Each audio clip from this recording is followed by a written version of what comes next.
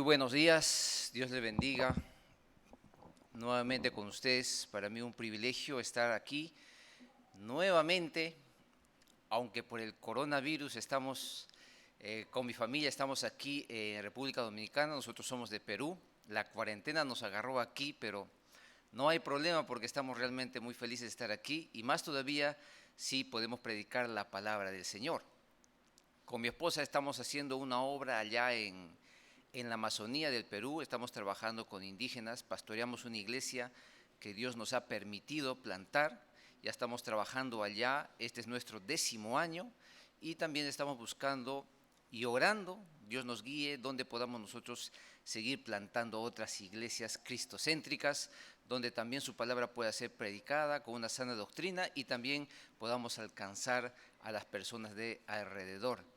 Entonces, en ese énfasis, nosotros hemos venido aquí a República Dominicana para poder ver un posible campo de trabajo. Estamos orando y Dios nos guía así.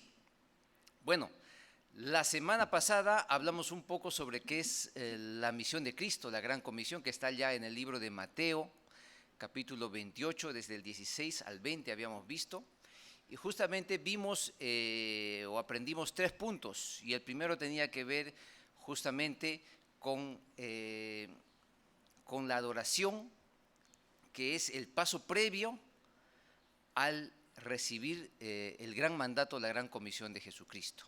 Luego habíamos visto que la autoridad y la presencia de Cristo son necesarias para cumplir la misión. Así es. Y no solamente eso, sino también habíamos visto que es el núcleo de la gran comisión, o sea, el corazón de la gran comisión. Y dentro de ese núcleo de la gran comisión habíamos visto id y hacer discípulos a todas las naciones. Entonces, hoy día vamos a hablar más sobre eso, vamos a profundizar un poquito más sobre eso. Hay mucho que hablar, pero hoy día vamos a profundizar un poco más sobre eso. ¿Qué es lo que representaba ser discípulo de Cristo en los tiempos del Nuevo Testamento? ¿Qué es lo que representaba ser discípulo de Cristo en los tiempos del Nuevo Testamento? Y en esta mañana vamos a responder a esa pregunta. El tema de hoy día es el verdadero discípulo de Cristo. Permítame orar, por favor. Oramos, Señor, en esta mañana, acercándonos delante de ti, amado Padre, amado Dios, y rogándote, Señor, para que este tiempo, amado Padre, tú lo tomes. De tal manera, Señor, que el predicador, amado Padre, pueda enseñar lo que está conforme a tu palabra, Señor. Tu Espíritu Santo pueda tomar control de mi vida, de tal manera que comunique, Señor, lo que tú quieres comunicar a tu iglesia. Tu iglesia, amado Padre, tenga un corazón receptivo, Señor.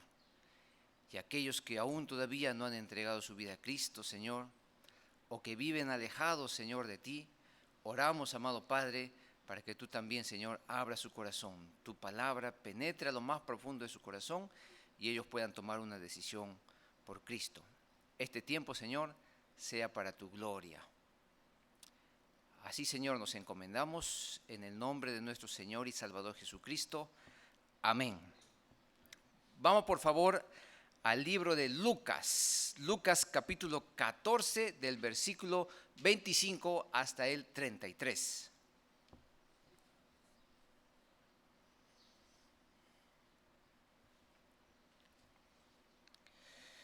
Lucas capítulo 14, del 25 al 33. Permítame leer, por favor.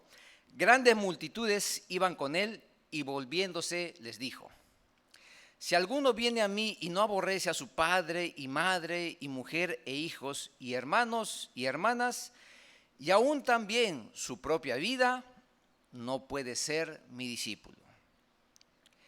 Y el que no lleva su cruz y viene en pos de mí, no puede ser mi discípulo. Porque ¿quién de vosotros, queriendo edificar una torre, no se sienta primero y calcula los gastos, a ver si tiene lo que necesita para acabarla? 29.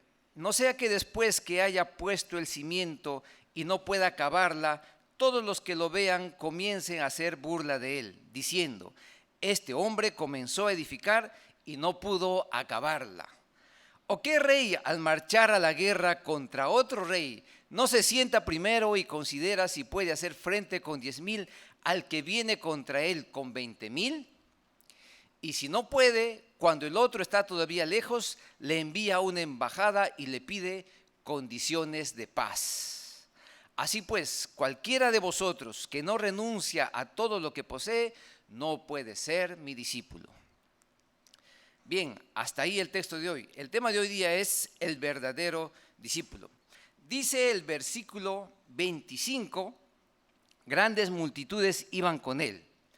Y así es, estamos en la época en la cual Jesucristo ya era conocido. El ministerio que él ejerció en este mundo aproximadamente duró 3 años. Ya estaba en el apogeo de su ministerio, ya la gente lo conocía, la gente había visto sus milagros, muchos habían sido sanados y mucha gente, muchas multitudes lo seguían. Multitudes son el pueblo, el gentío, la muchedumbre.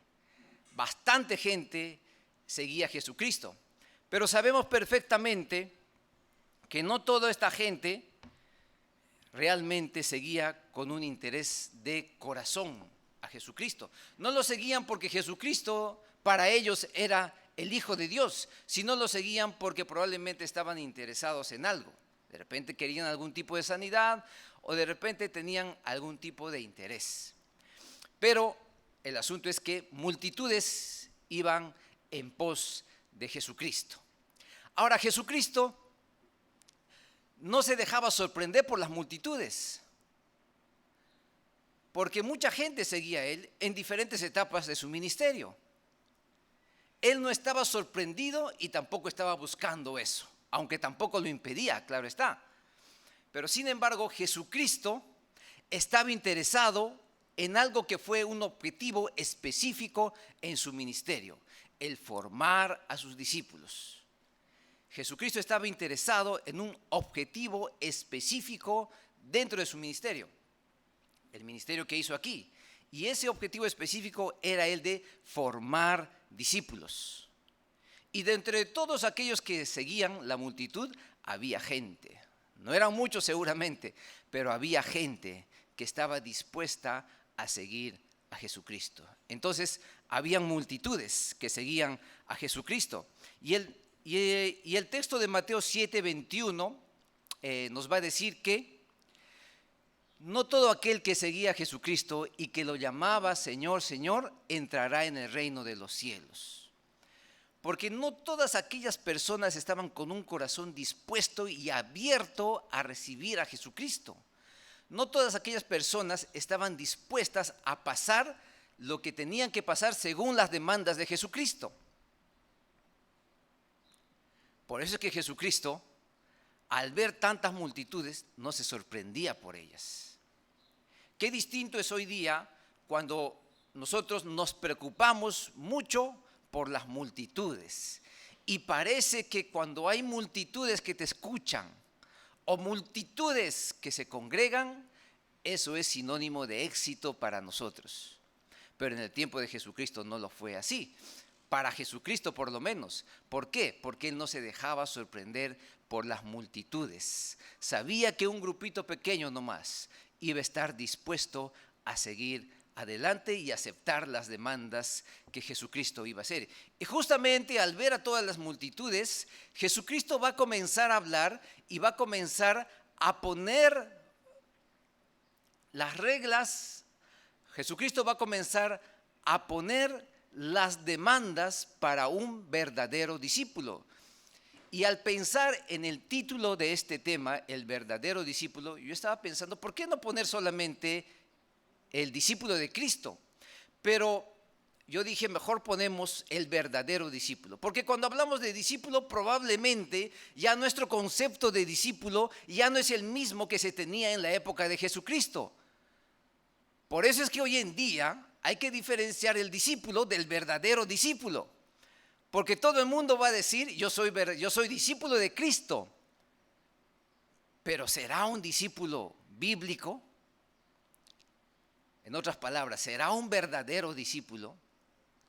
Por eso es que Jesucristo comienza a poner sus demandas. Jesucristo comienza a hablar a todos aquellos que le estaban siguiendo de tal manera que ellos se den cuenta que para ser un verdadero discípulo uno tiene que aceptar justamente las características o requisitos que el mismo Jesucristo les estaba demandando en ese día. Entonces, veamos el versículo 26. Dice: si alguno viene a mí y no aborrece a su padre y madre, y mujer e hijos y hermanos y hermanas, y aún también su propia vida, no puede ser mi discípulo. Cuando hablamos de aborrecer, para nosotros probablemente es una palabra fuerte. Porque ¿quién de nosotros va a aborrecer a su padre, a su madre, o a sus hermanos, a su familia, incluso a sí mismo? Pero esta palabra aborrecer ya la entendemos nosotros de manera distinta a la que le entendían justamente en la época de Jesucristo. Para eso es fundamental estudiar el contexto bíblico. Porque si aplicamos la palabra aborrecer a nuestro contexto, pues vamos a decir, entonces yo voy a odiar a mi mamá y a mi papá y a mis hermanos, voy a odiarme a mí mismo. Entonces eso a nosotros no nos va a cuadrar, como decimos allá en Perú, o no lo vamos a entender. Y algunos en otros lugares, cuando escuchan esa palabra aborrecer, pueden justificarse cuando, por ejemplo, no ayudan a sus padres o a los ancianos. Ellos se pueden de repente justificar diciendo, bueno, en la Biblia dice que debemos aborrecer a nuestros familiares, por lo tanto yo no les voy a apoyar o yo me voy a apartar de ellos y no quiero saber nada de ellos. No es tanto así. Veamos en un pasaje paralelo justamente lo que significa aborrecer. En Mateo 10:37 dice: el que ama a padre o madre más que a mí, no es digno de mí. En otras palabras, lo que Jesucristo está tratando de decir aquí a aquellos que quieren ser sus verdaderos discípulos es que el amor que ellos tienen por Cristo, la demanda que Cristo está haciendo, es que si ellos quieren ser verdaderos discípulos, el amor que ellos tienen por Cristo debe ser superior a la de sus familiares, incluso a Él mismo. Entonces, si las multitudes querían ser verdaderos discípulos de Cristo, Jesucristo les dice que el amor de ustedes hacia mí debe ser superior al de sus familiares, incluso a tu vida misma. Y ahí ya vamos entendiendo el concepto de aborrecer. Aborrecer quiere decir amar menos. Aborrecer a tu familia quiere decir, bíblicamente, amar menos a tu familia. Pero eso es algo medio complicado todavía. ¿Por qué? Porque en nuestro concepto latino, justamente los hijos decimos, yo voy a estar con mi madre ahora y siempre. Yo mato por mi mamá. Muchas veces decimos. ¿Y la mamá qué dice? Yo mato por mi hijito. A mi esposo le puede pasar cualquier cosa, pero menos a mi hijo, menos a mi hija. Entonces, Jesucristo lo que está tratando de decir no es que tú los abandones y los dejes. En esta parte, no está tratando de decir que tú los odies, no está tratando de decir que tú ya no tengas que ver nada con ellos, porque en otro pasaje Jesucristo nos va a decir, honra a tu padre y a tu madre. Lo que Jesucristo está tratando de decir es que el amor que tú debes de tener por Él debe de ser superior al de tus familiares y al de tu vida misma. Entonces, la primera característica que Jesucristo nos dice en esta mañana de un verdadero discípulo es que debe de amar más a Cristo. Debe de amar más a Cristo. Seguimos en ese pasaje, el versículo 27. Este es nuestro texto base, Lucas 14, desde el 25 al 33, que ya lo hemos leído. Ahora seguimos en ese versículo del 26. Si alguno viene a mí y no aborrece a su padre y madre, y mujer e hijos, y hermanos y hermanas, y aún también su propia vida, no puede ser mi discípulo. Ahora, cuando Jesucristo dice, no puede ser mi discípulo. ¿Qué es lo que está tratando de decir? Fácilmente nosotros podemos decir, pero está diciendo que no puede ser su discípulo, así es. Pero, ¿qué tipo de no está diciendo? Aunque parezca sorprendente, pero por ejemplo, si tú tienes un perrito en tu casa, una mascota, y tienes niños, pues los niños van a agarrar a los perros, ¿cierto? Y si tú le dices, no agarres al perro, lo que le estás diciendo es que momentáneamente no agarres, pero después sí, porque como son niños, van a agarrar los niños. Entonces, ese tipo de no es un no parcial. Así es un no relativo, porque tú le estás diciendo a tu hijo, no agarres al perro, pero por ahora, porque probablemente más tarde lo va a agarrar, cuando tú no estés lo va a agarrar y tú sabes eso. Entonces es un no relativo. Ahora, también cuando nosotros, por ejemplo, allá en Purús, nosotros estamos acostumbrados a entrar a la casa sin zapatos, sin sandalias, simplemente con medias o sin medias.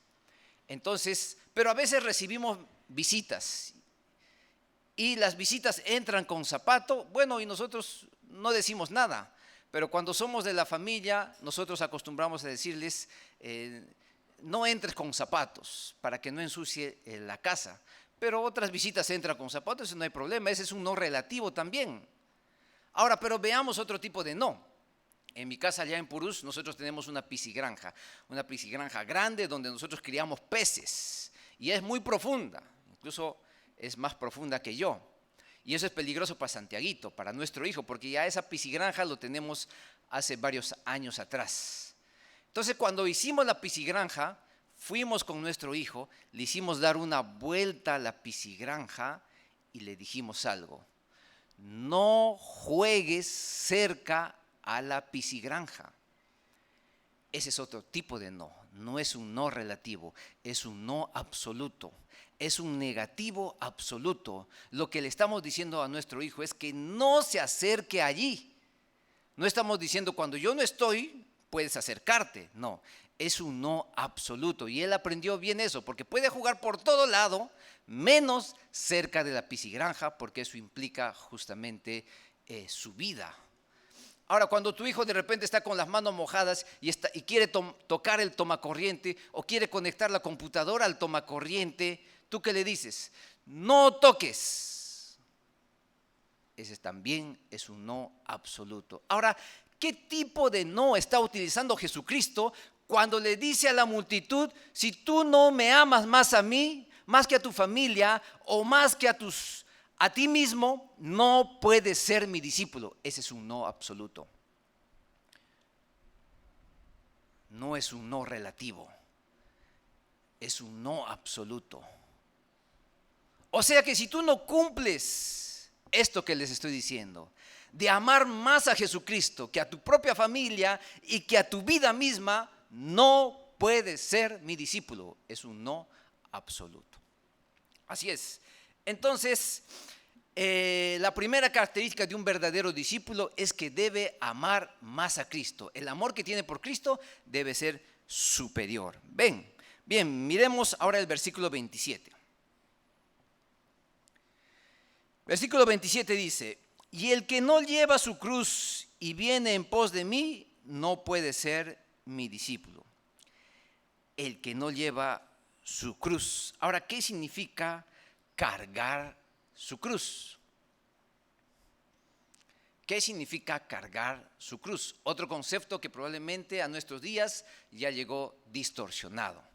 Porque escuchamos a muchas personas que probablemente dicen, estoy llevando mi cruz cuando tienen algún tipo de enfermedad. Dicen, esa es mi cruz. O de repente tienen algún hijo rebelde y dicen, mi hijo es mi cruz.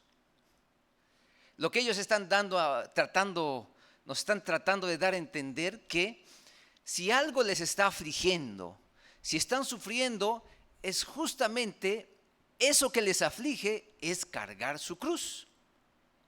Y se autocompadecen a sí mismos. Y al autocompadecerse dicen, bueno, yo estoy cargando mi cruz y no puedo hacer nada por ello. O sea, hoy en día cargar la cruz significa que estás llevando algún tipo de aflicción y tú no puedes hacer nada por ello. Pero ¿qué es lo que significaba cargar la cruz en los tiempos de Jesucristo? Es algo totalmente distinto. Por ejemplo, cargar la cruz significa que tú estás caminando a tu muerte. Cargar la cruz significa vergüenza. Cargar la cruz significa sacrificio. Cargar la cruz significa dolor. Por eso es que no todo el mundo está dispuesto a cargar su cruz. Pero en este segundo punto, lo que Jesucristo está demandando a todas las multitudes y a todos aquellos que quieren ser sus verdaderos discípulos, les está diciendo, ustedes tienen que cargar su cruz. Pero no la cruz que el mundo enseña, sino la cruz que la Biblia enseña. ¿Qué significa cargar la cruz? Significa estar dispuesto a morir a mí mismo por tu fe en Jesucristo. Estar dispuesto a morir mi yo, ese yo que nos domina y que nos reina y que alimentamos más que a nuestra parte espiritual. ¿Qué significa cargar la cruz? Significa perder tu reputación. Es por eso que muchos que tienen una reputación alta delante de la sociedad generalmente no quieren saber nada del cristianismo. ¿Por qué? Porque el cristianismo implica someterse a Cristo. Así es. ¿Qué significa cargar mi cruz? Significa una entrega absoluta. Significa dejar tu vanidad. Significa dejar tu egocentrismo. Dejar tu egoísmo, dejar de mirarte a ti mismo y mirar a Jesucristo. Todo esto significa cargar la cruz en los tiempos de Jesucristo. Y tú sabes que en los tiempos de Jesucristo el imperio romano estaba dominando el mundo conocido. Y los romanos no cargaban la cruz. Los romanos no cargaban la cruz. ¿Por qué? Porque la cruz representaba vergüenza. Porque la cruz representaba algo vil, algo bajo. Porque la cruz representaba algo denigrante. Entonces, cuando Jesucristo miró atrás, vio a los discípulos y también vio las multitudes, la muchedumbre, el gentío, el pueblo, les dijo, si ustedes quieren ser realmente mis discípulos, carguen su cruz. ¿Y quién va a estar dispuesto a cargar su cruz? ¿Quién va a estar dispuesto a cargar su cruz? Jesucristo estaba dispuesto a cargar su cruz. Y todo aquel que quiere ser un verdadero discípulo de Jesucristo tiene que estar dispuesto a cargar su cruz. Sigamos. Veamos el ejemplo de Cristo. Vayamos al libro de Mateo, capítulo 26. Mateo capítulo 26. Vamos a ver dos versículos, 38 y 39.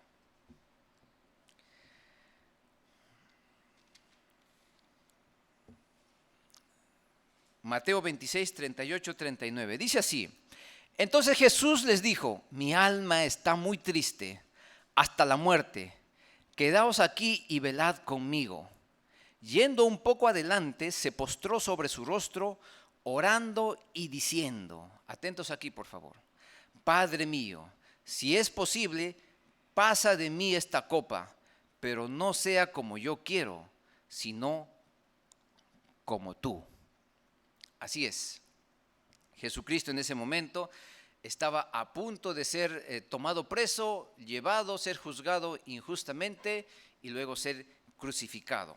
Y en ese tiempo de oración a sus discípulos les dijo que también le apoyen en oración y elevó una oración al Padre.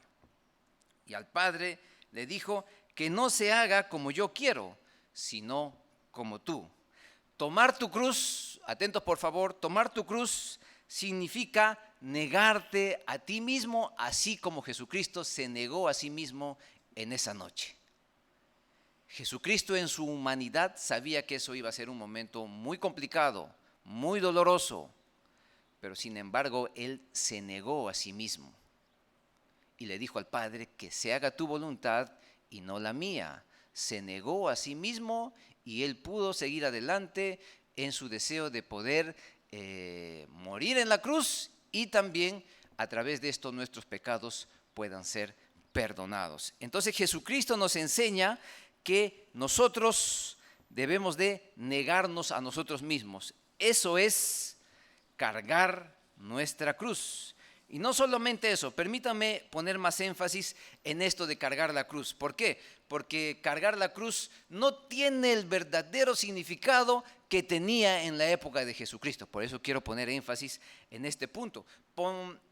Veamos el ejemplo de estos dos hermanos, Caín y Abel. Y ahí vamos a aprender otro principio de lo que significa cargar la cruz. Ahora, Caín y Abel se acercaron delante de Dios y ofrecieron sus ofrendas. Así es, ofrecieron sus ofrendas. Entonces, Dios vio la ofrenda de Abel, el hermano menor, y aceptó su ofrenda. Pero atentos aquí, Dios vio a Caín y a su ofrenda y no aceptó su ofrenda. ¿Por qué? Porque las ofrendas que nosotros entregamos a Dios es producto de lo que hay en nuestro corazón. Las ofrendas que estos dos hermanos estaban entregando a Dios era producto de lo que había en su corazón. Entonces Dios vio con agrado la ofrenda de Abel y no vio con agrado a Caín y su ofrenda. Así dice la palabra del Señor. ¿Por qué? Porque cada uno estaba manifestando y estaba entregando a Dios lo que había en su corazón. De la abundancia de su corazón, Abel estaba entregando lo mejor que él tenía. Y de la abundancia de su corazón, Caín también estaba entregando no lo mejor que tenía. Los dos sabían qué hacer, pero uno aceptó el señorío de Dios en su corazón y el otro no. Abel aceptó las demandas de Dios, aceptó la palabra de Dios y entregó lo que era lo mejor que él tenía justamente para Dios. Pero Caín no, porque Caín no había aceptado el señorío de Dios en su corazón. Dios no reinaba en su corazón, más bien él estaba de repente con envidia, él estaba con remordimiento. Él estaba de repente con maldad en su corazón, con inconformidad, y de acuerdo a eso, él presentó lo que había en su corazón, mas Dios lo vio a él, vio a su ofrenda y no aceptó. Así es, entonces con este ejemplo vamos a aprender otro principio. ¿Qué significa cargar la cruz? Tomar tu cruz es aceptar el señorío de Cristo en tu corazón. Entonces, cuando Jesucristo les dijo a aquellos que le estaban siguiendo, si ustedes quieren ser realmente mis discípulos, verdaderamente mis discípulos, ustedes tienen que estar dispuestos a cargar su cruz. ¿Qué significa eso? Ustedes tienen que estar dispuestos a negarse a sí mismos. Y tienen que estar dispuestos a aceptar el señorío de Cristo en el corazón. Y aceptar el señorío de Cristo en el corazón quiere decir, Señor, que se haga tu voluntad y no la mía. Aceptar el señorío de Cristo en nuestro corazón quiere decir, aunque estemos pasando, Señor, estos tiempos muy difíciles del COVID-19, pero sin embargo, Señor, que se haga tu voluntad y no la mía. Probablemente muchos ya tienen sus familiares enfermos con este virus. Pero ante eso y en nuestra humanidad, ¿qué podemos hacer? Tampoco estamos hablando de ser conformistas, porque el cristiano no es conformista, ese es el otro extremo. Estamos hablando de aceptar el señorío de Dios en nuestro corazón. Y eso es justamente cargar nuestra cruz. Veamos Filipenses 1:29, por favor.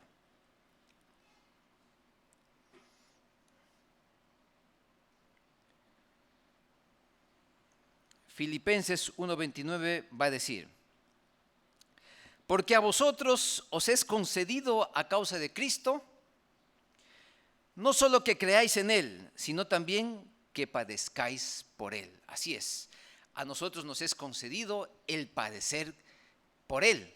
Pero ahora tú te harás la pregunta, y probablemente tú, amigo, que nos estás escuchando o que nos estás viendo, probablemente tú te harás la pregunta, ¿pero por qué sufrir por Cristo? Porque a nadie nos gusta sufrir. Nadie quiere sufrir. Probablemente tú que no asistes de manera constante a ningún tipo de iglesia, tú dices, pero ¿por qué Jesucristo nos tiene que decir que suframos? Jesucristo es un masoquista. No, no es así. Él tiene sus propósitos. Entonces, a nosotros como cristianos nos es concedido justamente el padecer a causa de Cristo. Pero veamos otro versículo que complementa este que hemos visto. Segunda de Corintios 12:10. Segunda de Corintios 12:10 dice: por lo cual, por amor a Cristo, me gozo en las debilidades, en afrentas, en necesidades, en persecuciones, en angustias, porque cuando soy débil, entonces soy fuerte. Y el apóstol Pablo decía, entonces cuando soy débil, soy fuerte. Entonces, cargar la cruz, pasar por esos padecimientos que probablemente nosotros no queremos, aceptar el señorío de Cristo en nuestras vidas, porque nosotros no queremos que alguien esté encima de nosotros, más bien nosotros queremos mandar y mandar. Negarnos a nosotros mismos, dejar que la voluntad de Dios se haga en nuestras vidas, va a crear en nosotros dolor, angustia, inconformidades, así como en Caín. Pero cuando nosotros pensamos que esto nos va a hacer fuertes, ya cambia nuestra perspectiva. Y esto es lo ilógico de la palabra del Señor, porque ante nuestros ojos y ante nuestro entendimiento esto no es lógico, el de sufrir. Porque ningún padre, ninguna madre va a querer que sus hijos sufran. Ningún hijo va a querer que su madre sufra. Eso es de hecho. Pero el Señor nos enseña aquí que cuando nosotros estamos pasando esos tiempos, así como el apóstol Pablo lo pasó, entonces nosotros nos hacemos fuertes. Y fuerte quiere decir capaz. ¿Pero capaz de qué? Capaz de ser verdaderos discípulos. Qué hermosa que es la palabra del Señor, porque la palabra del Señor se complementa. Así es, tanto el Antiguo y el Nuevo Testamento se complementan, no se contradicen. Entonces, cuando estés pasando esos tiempos de necesidad y de angustia y de aflicción y probablemente estar metido en tu casa y estar sufriendo y todo eso, nosotros podemos pensar, ahora que estoy en angustia y en padecimientos, estoy haciéndome fuerte, estoy haciéndome una persona más madura, una persona que controla sus sentimientos y sus emociones y ya no arranca en primera y comienza a hacer todo lo que él quiera de forma vehemente, sino más bien ahora estamos meditando y pensando nuestro cristianismo, nuestra vida, y eso nos va a llevar justamente a hacer cosas elementales que antes las habíamos perdido, como por ejemplo el hablar con la esposa. Y qué difícil se hace a los esposos hablar con la esposa. Porque yo puedo estar metido en las actividades allá en Purús con los indígenas, con los hermanos, con las predicaciones, con todo lo que tenemos que hacer allá y con los viajes misioneros a las comunidades y todo eso. Y por ahí si me sobra un tiempito, pues voy a hablar con mi esposa. Pero ahora en la cuarentena tengo que hablar con la esposa. Tengo que hablar con mi esposa.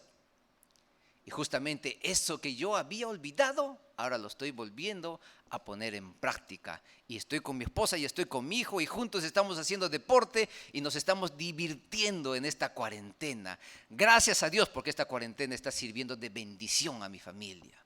Entonces, como cristianos, nuestra perspectiva y nuestra visión tiene que ser distinta e ilógica a la del mundo. Porque el mundo no quiere sufrir, no quiere pasar por esto y nadie lo quiere. Pero sin embargo, en estos tiempos me estoy haciendo fuerte. Y Jesucristo cuando vio a la multitud le dijo, ¿ustedes quieren ser mis discípulos? Bueno, entonces lo primero que tienen que hacer es, el amor que ustedes tienen por mí tiene que ser superior a todo. Segundo, ustedes tienen que cargar su cruz, dispuestos a morir a ustedes mismos y aceptar el señorío de Cristo en vuestros corazones. Pero sigamos adelante. Veamos nuestro texto base allá en el libro de Lucas. Vayamos a Lucas 14. Vamos a entrar al tercer punto, desde el versículo 28 hasta el 32. Jesucristo dice, Porque ¿quién de vosotros queriendo edificar una torre no se sienta primero y calcula los gastos a ver si tiene lo que necesita para acabarla? No sea que después que haya puesto el cimiento y no pueda acabarla, todos los que lo vean comiencen a hacer burla de él, diciendo, este hombre comenzó a edificar y no pudo acabar. 31. ¿O qué rey, al marchar a la guerra contra otro rey, no se sienta primero y considera si puede hacer frente con 10,000 al que viene contra él con 20,000? Y si no puede, cuando el otro está todavía lejos, le envía una embajada y le pide condiciones de paz. Así es. Entonces, en ese texto encontramos a dos hombres. Un hombre que quiere edificar una torre y el otro, un rey que quiere ir a la guerra. Ahora, el que quiere edificar una torre se le dice que debe calcular los gastos de la edificación, porque si no la termina, la gente se va a burlar de él. El otro, el rey. Al rey se le dice que debe sentarse y considerar el ir a la guerra, porque él tiene 10,000 y el otro tiene 20,000. Entonces, él debe considerar si tiene que negociar la paz. Entonces, estos dos hombres están listos para poder empezar algo tremendo, algo majestuoso, algo que probablemente es un gran desafío para ellos. Y tienen que tener valentía, pero no solamente valentía, sino también tienen que tener un conocimiento previo. Y eso es lo que el Señor nos está diciendo en esta mañana. Sino también tienen que meditar y también tienen que planificar. No es suficiente nuestros sentimientos y no es suficiente nuestra motivación para decir, ya, construyamos la torre o vayamos a la guerra. No es suficiente. Ahora, estos dos hombres de este texto representan a las multitudes. Así es. Estos dos hombres representan a las multitudes, a la muchedumbre que está siguiendo a Jesucristo. Es interesante porque allá en Purús, donde nosotros trabajamos, a veces en nuestro aniversario nosotros hacemos una comida para todos. Y el año pasado vinieron más de 300 personas. Matamos una res, matamos un toro, ahí creo de unos 200 kilos para todos. Entonces esa noche, si tú dices, ¿quiénes quieren entregar su vida a Cristo? Todos van a levantar. ¿Pero por qué todos van a levantar? Porque después van a comer. Después van a comer. Entonces, si Jesucristo en ese momento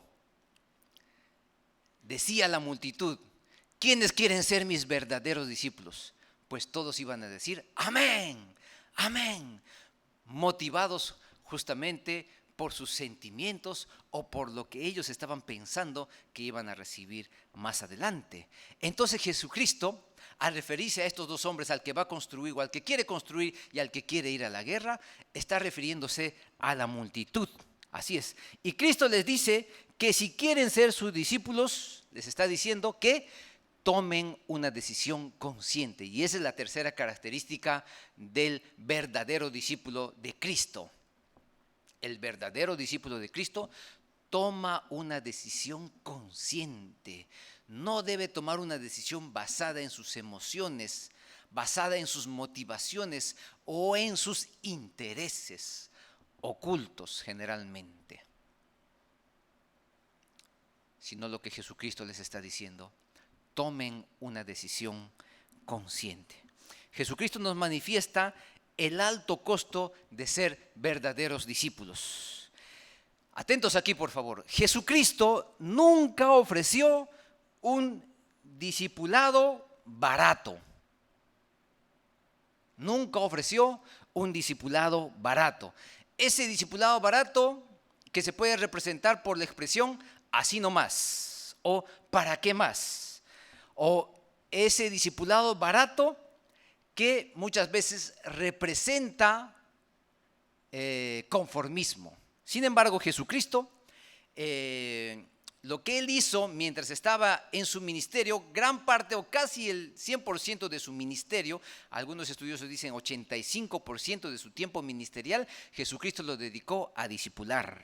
Así es. Se mostró tal cual Él era en el discipulado, porque en el discipulado tú te vas a mostrar tal cual eres, porque te estás viendo de manera constante con tu discípulo. Jesucristo oró al Padre antes de escoger a los discípulos y probablemente en esa época, si alguien quería escoger un discípulo, no hubiera escogido a los discípulos que Cristo escogió. Y cuando hoy día nosotros vamos a escoger discípulos, probablemente primero vemos su talento, ¿cierto? O su manera de desenvolverse. Jesucristo dio responsabilidad y dio autoridad a sus discípulos. Tuvo mucha paciencia con sus discípulos. Estaba comprometido totalmente con sus discípulos. No lo redujo el discipulado solamente al aula. No redujo el discipulado a unas esporádicas reuniones o llamadas de vez en cuando. Jesucristo no utilizó o no presentó o no ofreció un discipulado barato de probablemente unos cuantos meses nada más. Jesucristo nunca ofreció un discipulado barato. Al contrario, lo que Él deseaba era un compromiso total, tanto de Él como del que está siendo discipulado. Así es. Entonces, el que quiere ser un verdadero discípulo de Cristo tiene que tomar una decisión consciente. Una decisión consciente. Ahora vayamos a nuestro último versículo. Vayamos a nuestro último versículo, por favor, en el libro de nuestro texto base, libro de Lucas 14, 33. Lucas 14, 33. Dice: así pues, cualquiera de vosotros que no renuncia a todo lo que posee, no puede ser mi discípulo. Nuevamente, cualquiera de vosotros que no renuncia a todo lo que posee, no puede ser mi discípulo. Y en este versículo, Jesucristo está resumiendo toda la enseñanza. Si todos los textos anteriores que nosotros hemos leído lo tendríamos que resumir, pues lo vamos a resumir en este versículo 33. Cualquiera de vosotros, refiriéndose a las multitudes, que no renuncia a todo lo que posee, no puede ser mi discípulo. ¿Qué es renunciar en el contexto bíblico? Renunciar quiere decir abandonar, pero no abandonar para volverlo a tomar, sino abandonar y olvidarse de ello. Y no solamente eso, renunciar quiere decir una rendición absoluta e incondicional. Yo no me estoy rindiendo porque tú me vas a entregar esto. No me estoy rindiendo porque de repente veo que el camino que voy a tomar es un camino que por ahí me va a gustar y me va a dar ciertas facilidades en esta vida, o me va a abrir puertas de repente para un trabajo o para una cosa, para sanidad o para la otra. Es interesante que cuando Cristo nos dice renunciar, lo que Él está diciendo es lo siguiente. Permítanme comentarle un pequeño ejemplo. Dentro de la misión que nosotros hacemos allá en Purús, es un lugar muy apartado donde hay mucha enfermedad. Hay mucho dengue también. Dentro de eso hay también tuberculosis y tantas otras cosas. A mí me dio dengue varias veces. Y una vez que me dio un dengue que me mandó a la cama por más de un mes. ¿Por qué por más de un mes? Porque justo en esa época había nacido Santiaguito. Y como mi esposa recién había dado luz, yo con dengue, tuve que ir al mercado y hacer compras al supermercado, comprar cosas y también cocinar y todo eso. Y ahí me dio la recaída. Y en las noches, mientras todo el mundo estaba durmiendo, yo no podía dormir, porque ustedes saben los dolores que son muy feos, la fiebre y todo eso. Entonces, una de esas noches estaba escuchando música cerca de donde nosotros estábamos durmiendo, y la gente bailaba y la gente se divertía, seguramente estaban con sus cervezas, con su alcohol. Yo decía: Señor, mientras yo estoy aquí enfermo, mientras yo estoy aquí sufriendo, adolorido, y yo soy tu misionero, hay otra gente que ni siquiera quiere saber nada contigo y se está divirtiendo y está bailando. Y el Señor no me respondió en ese momento. Pero después de varias semanas, después que yo ya me recuperé, el Señor me hizo ver algo que tiene que ver justamente con la renuncia. el Señor me hizo ver algo. Con enfermedad o sin enfermedad, yo debo de seguir siendo Dios en tu vida. Porque a veces cuando nosotros estamos con enfermedad, pues disminuye. Cuando no hay dinero, nuestro cristianismo baja. Pero lo que el Señor está queriendo decir con esto de la renuncia es que tú tienes que estar dispuesto a renunciar hasta tu propia salud, hasta tus propias comodidades, para que puedas ser un verdadero discípulo de Cristo. Ahora, la semana pasada vimos ir y hacer discípulos a todas las naciones.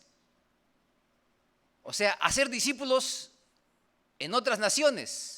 Pero no puedes ir a esas naciones si antes tú no renuncias a todo lo que posees. Y todo significa todo. Si tú no renuncias a todo lo que posees. Veamos el ejemplo de Cristo. Y ya estamos acabando. Veamos el ejemplo de Cristo. Filipenses. Vamos al libro de Filipenses 2, del 5 al 11. Filipenses 2, del 5 al 11. Atento, por favor. Dice: haya pues en vosotros este sentir que hubo también en Cristo Jesús, el cual, siendo en forma de Dios, no estimó el ser igual a Dios como cosa a que aferrarse. Atentos ahí, estamos hablando sobre renuncia a cosa a que aferrarse, sino que se despojó a sí mismo, tomando forma de siervo, hecho semejante a los hombres, y estando en la condición de hombre, se humilló a sí mismo, haciéndose obediente hasta la muerte y muerte de cruz, por lo cual Dios también lo exaltó hasta lo sumo y le dio un nombre que es sobre todo nombre, para que en el nombre de Jesús se doble toda rodilla de los que están en los cielos y en la tierra y debajo de la tierra, y toda lengua confiese que Jesucristo es el Señor, para la gloria de Dios Padre. Amén, hermano. Qué hermoso. Jesucristo nos enseña que Él también renunció. Él renunció. Y nos anima a nosotros que si queremos ser verdaderos discípulos de Cristo, también renunciemos a todo lo que poseemos. El verdadero discípulo de Cristo renuncia a lo que ama por amor a Cristo. El verdadero discípulo renuncia a su comodidad por amor a Cristo. Renuncia a su tiempo libre por amor a Cristo. Renuncia a sus derechos por amor a Cristo. Renuncia a su hogar por amor a Cristo. Renuncia a un cristianismo barato por amor a Cristo. Renuncia a un discipulado barato por amor a Cristo. Así es, el verdadero discípulo de Cristo va a renunciar a todo lo que posee justamente por amor a Cristo. Y en todo este pasaje que hemos leído en nuestro texto base de Lucas 14, hemos encontrado 3 veces esa negación absoluta. No puede ser mi discípulo, no puede ser mi discípulo, no puede ser mi discípulo. Entonces, si tú no amas más a Cristo que a todo lo demás, no puedes ser discípulo de Cristo. Si tú no cargas tu cruz, no puedes ser discípulo de Cristo. Si tú no renuncias a todo lo que posees, no puedes ser tu discípulo. Es una negación absoluta. Pero si nosotros cumplimos esos mandatos que están vigentes hoy en día, porque Jesucristo no ha bajado la demanda para aquellos que quieren ser verdaderos discípulos, sino la mantiene allí. Entonces, si nosotros queremos aceptar el ser verdaderos discípulos de Cristo, entonces nosotros tenemos que aceptar las demandas de Cristo, no las demandas de la iglesia, porque muchas iglesias probablemente dicen, bueno, ven a Cristo y te sanará y te hará millonario y te dará esto y te dará lo otro, etcétera, etcétera, etcétera. Y si no sucede eso, ¿qué pasa? Cristianismo no manifestó, nuestro Cristo no manifestó un cristianismo barato, sino que las demandas de Cristo eran altas. Por eso que había muchas multitudes, y no todos de esa multitud, un grupo pequeño nada más, se dispuso justamente a seguir a Cristo, no en sus propias fuerzas. Porque como dice el apóstol Pablo, aunque el mundo piense que estemos viviendo en debilidad, pero nosotros nos fortalecemos en Jesucristo. Y esa fuerza de la cual habla Pablo quiere decir, nosotros vamos a ser capaces en Cristo Jesús de poder ser verdaderos discípulos. Cierra tus ojos, por favor, y vamos a orar. Oramos, Señor, en esta mañana, acercándonos delante de ti, dándote gracias, amado Padre, por tu palabra. Gracias, Señor, por hoy día domingo, que en el mundo se festeja la resurrección de Cristo. Y esto para nosotros como cristianos, Señor, es victoria porque Cristo venció la muerte y resucitó al tercer día. Y a través de ello nos ofrece salvación y vida eterna, nos ofrece resurrección. Y a todos aquellos que quieren ser verdaderos discípulos, Cristo nos desafía en esta mañana, que lo amemos más a Él que a todos. Así es, que carguemos nuestra cruz y estemos dispuestos a amar más a Cristo que a nosotros mismos. Que renunciemos a todo lo que poseemos por amor a Cristo. Amado Padre, gracias, Señor, que seamos esos verdaderos discípulos que Cristo manifestó, así como los apóstoles, que no eran perfectos, pero que sin embargo estaban dispuestos. Aquí estamos, Señor, nosotros dispuestos.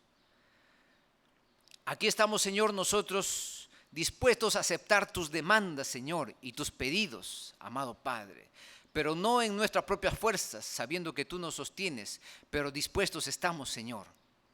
Amado Padre, oramos, Señor, que nosotros podamos ser esos verdaderos discípulos, amado Padre. Que no seamos parte de la muchedumbre, Señor, que probablemente estaba siguiendo a Jesucristo por intereses banales, por intereses egoístas, por intereses egocéntricos. Más bien, Señor, seamos ese cristiano, ese discípulo verdadero que sigue a Jesucristo en las buenas y en las malas, Señor, y que acepta el señorío de Cristo en su corazón. Gracias, Señor. Te damos toda la gloria y la honra a ti, en el nombre de nuestro Señor y Salvador Jesucristo. Amén. Dios le bendiga.